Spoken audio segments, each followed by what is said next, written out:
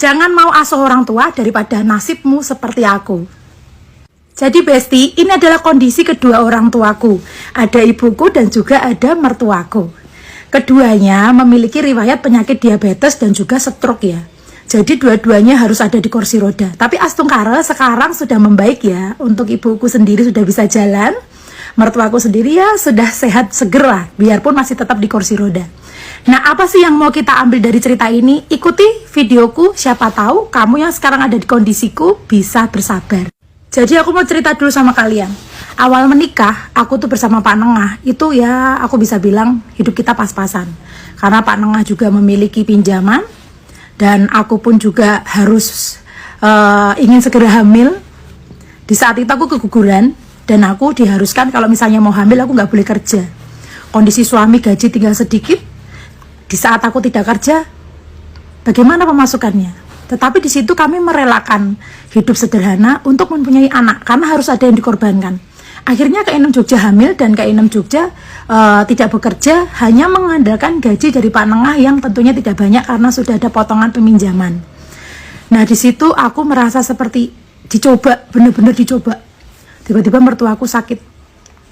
Lalu kebetulan ikut kami. Saat itu memang benar-benar, ini aku mau cerita sama kalian ya Besti ya. Aku agak merinding kalau dengar cerita itu. Gaji suami itu tinggal sedikit, mungkin untuk hidup berdua aja tidak cukup, tapi tiba-tiba harus menanggung orang tua yang sakit. Sampai aku sama bapak mertua itu korek-korek di bawah tempat tidur cari uang 50-100 rupiah untuk menggenapi harga beras 5.500. Waktu itu kita urunan, aku sama mertua urunan, uang 2.000, 3.000, dapat 5.000, kurang 500, cari-cari di bawah tempat tidur. Nah, di situ sempat aku merasa begini, kenapa sih harus aku gitu?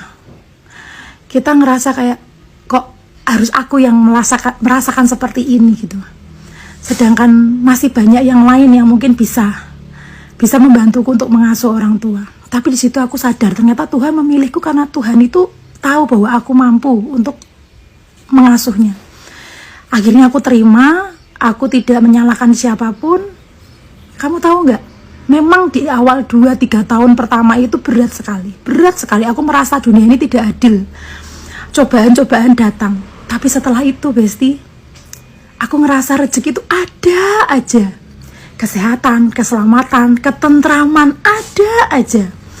Nah, ini aku mau kasih tahu sama kalian yang nggak mau ngasuh orang tua, itu salah. Kalian yang ngerasa ini harusnya kewajibanmu, ada 5 anak tetapi yang ngasuh hanya 1 orang. Kalian yang kejatuhan ngurus orang tua, beruntunglah kalian. Karena apa? Kalian itu deposito akhirat. Selain itu Besti, aku pertama memang ngerasa 2-3 tahun karena aku masih grundel terus. Aku sih kok yang keluarga yang lain gak bisa membantu atau dan sebagainya. Aku sempat seperti itu karena kondisiku benar-benar jatuh waktu itu. Tapi ternyata setelah aku mengikhlaskan, aku merasa ya sudah, ini adalah tanggung jawabku. Rezeki datang ngalir terus sampai sekarang. Ini berkat doa orang tua. Makanya aku selalu bilang sama kalian, buat kalian yang melempar orang tuanya sampai ke panti jompo, membuang orang tuanya nggak mau ngasuh dengan alasan A, B, C, dan D, ketahuilah kalian salah. Tiba-tiba kita bisa melunasi hutang. Siapa yang tahu ternyata dikabulkan oleh Tuhan, bahkan sampai lebih. Karena apa? Karena kita dengan ikhlas mengasuh orang tua. 1 orang tua bisa ngasuh 5 anak. 5 anak tidak bisa ngasuh 1 orang tua.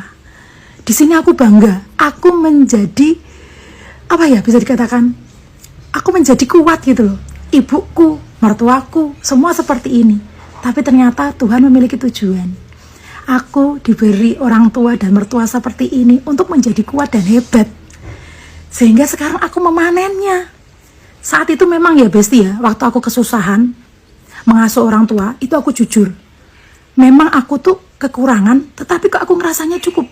Ada aja yang rezeki dari mana datang, buat beli ini, buat beli itu, buat beli pampers, buat beli ini.